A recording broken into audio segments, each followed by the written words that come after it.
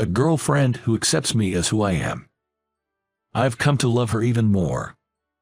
I strongly promised myself to make her happy, no matter what. My name's Jake, 28 years old. Born to kind-hearted parents, I had an average school life, and now I'm a regular office worker. The company I work for has a wonderful working condition. They pay for overtime work, give regular breaks, and have solid benefits. You might think I have no worries, but even I have some issues.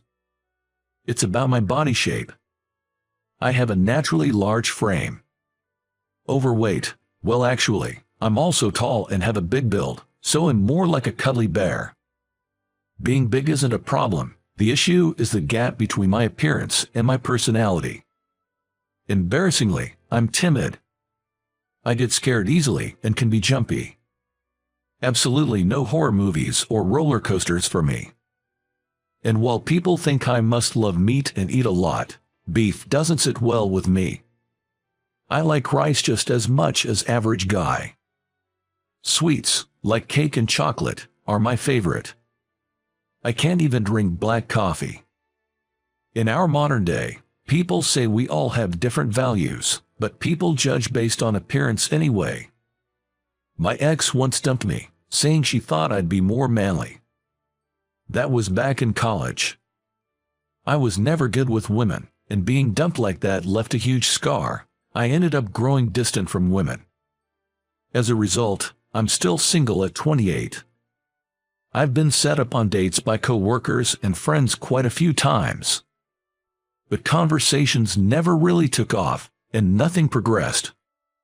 I hadn't found a woman I truly felt connected with since college, so I thought I was okay with that. But now, there's a woman I've been interested in. At my workplace. I was assigned to a newly established department 6 months ago.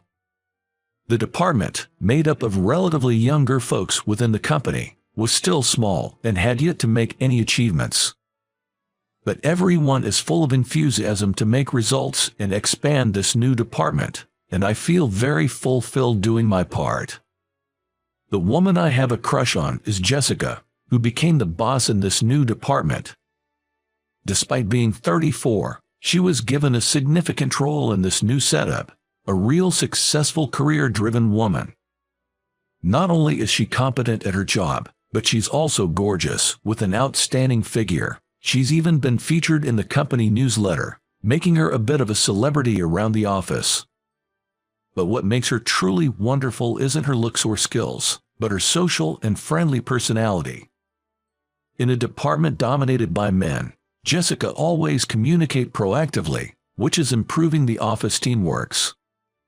For some reason, she seems to pay special attention to me. Jake, I've got a snack for you again today. Here you go. She always gives me snacks. I often get invited to lunch too. Strangely, Jessica seems to only invite me to lunch. Hey, are you, by any chance, dating Jessica? I've been asked this by my colleagues more times than I can count. Once, I asked her, "Why do you always invite me for lunch? I'm not the best at making conversation, and wouldn't you have more fun with others?" "Oh, are you feeling pressured? It's hard to decline an invite from a boss, right? I'm so sorry," she quickly said, and I hastily denied. "No, that's not it. I mean, I'm grateful, but I always wonder why you care about someone like me. I'm not particularly skilled at work, and there are great-looking seniors and peers around. So I wonder why you always reach out to me." Hearing my lack of confidence, Jessica softly smiled and replied, "It's not just about who gets the best results at work. We're a team, Jake. You are always there supporting everyone. That's why I and everyone else feel comfortable working with you. I know other good things about you. Be confident." Honestly, hearing that from someone I had feelings for made me incredibly happy. But I didn't have any intentions of confessing my feelings to Jessica. To me, she seemed like someone who was out of my league. Maybe she cares about me because the needy ones are the cutest, or something like that. Just being around her, seeing her, and talking to her was enough to satisfy me. That's what I thought. However, soon there was an event that changed my perspective. One time, I had to go on a business trip out of state with Jessica. The overnight trip, which we were taking by train, was initially planned for Jessica and another senior colleague. But the day before, that colleague fell sick. There was talk of Jessica going alone, but last minute, they decided to let me accompany her for experience. Being my first business trip in the new department, and especially with Jessica, I was pretty nervous. Perhaps noticing my anxiety, Jessica tried to ease my tension by striking up a conversation on the train, and even gave me some time to relax when I looked tired. I was reminded again how considerate and kind she is. That day, I planned to stay in a hotel, while Jessica was planning to stay at her parents' house. Turns out the business location was near Jessica's hometown, so she had taken off from work the next day. By the way, anticipating the fatigue from the trip, I had also been granted leave for the following day. So, our plan was to head back leisurely on an afternoon train. However, after finishing our work, something unexpected happened. While walking close to my hotel, Jessica suddenly sat down. Apparently, she suffers from anemia sometimes. As she sat, she looked pale and said she felt dizzy. I thought of taking her to a hospital, but after she took her meds, Jessica assured me I'll be okay soon, and insisted we didn't need to go.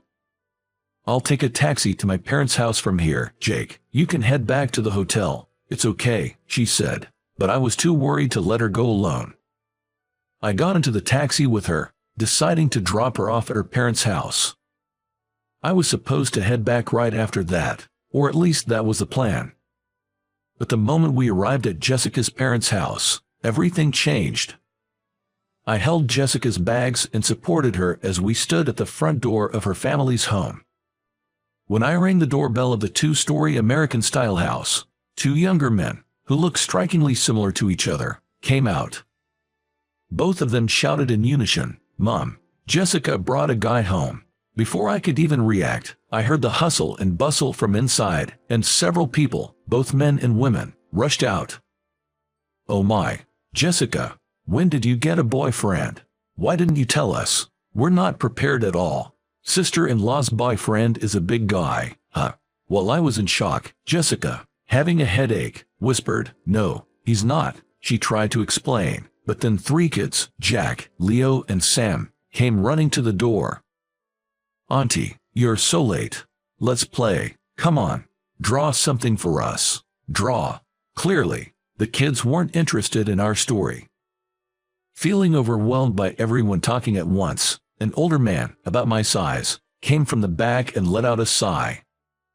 "Everyone, please calm down. At least let them in." With this atmosphere, I couldn't say, "I'll just head out now," so I was warmly welcomed and ended up stepping inside Jessica's family home.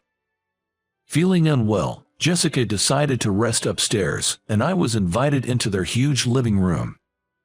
That was where I was introduced to everyone. And boy, that introduction was just something else. Living in Jessica's family home was her father, named Tyler, her mother Chelsea, Jessica's twin younger brothers, a younger sister named Mason, grandparents, and even a great-grandmother. Adding to that, because Jessica had returned home after a long time, her older brother, Kevin, and his wife Lena, their three kids, and a close family friend, who seemed to be the boyfriend of another sister, had also came over for dinner. So, on this day, there was a total of 14 people at Jessica's house. Growing up as an only child, I was used to a quiet and calm household. Well, this was also because both my parents and I were not very talkative. And thus, the atmosphere at Jessica's house was so overwhelming for me. Not only was there a big family, but each one talked non-stop, like a machine gun firing away. Moreover, everyone would just start talking, regardless of whether someone else was already speaking. I felt like I had to be some kind of superhuman to keep up with them all. For my part, I was desperately trying to explain, "I'm not her boyfriend. I'm just a coworker. You don't have to be shy about it." "How long have you two been dating?" was the kind of thing they kept asking, not listening to a word I said. I felt hopeless. However, they weren't bad people. Proof of that was the endless stream of food and drinks they brought out. By that time, I had completely missed my chance to return to my hotel. Then, Jessica, who had been resting upstairs, came down to the first floor. Whether the medicine had worked or resting helped, Jessica's complexion had improved. Seeing me being bombarded with questions, Jessica sighed deeply. "Oh, Jake, I'm so sorry," she said. Jessica then explained to her family that I was just a co-worker, and I had given her a ride home because she felt ill. Jessica's family seemed disappointed to find out I wasn't her boyfriend, but they quickly adjusted. "Whether you're a co-worker or not, you're still our guest. Is there anything you don't like to eat? You're staying over, right?" "Well, I was thinking of staying at a hotel, and there's no worry for my dinner. I can grab something at a convenience store or something," I replied. But the adults insisted on having a drink and chat, and the kids kept asking me to stay, saying, "You have to stay over."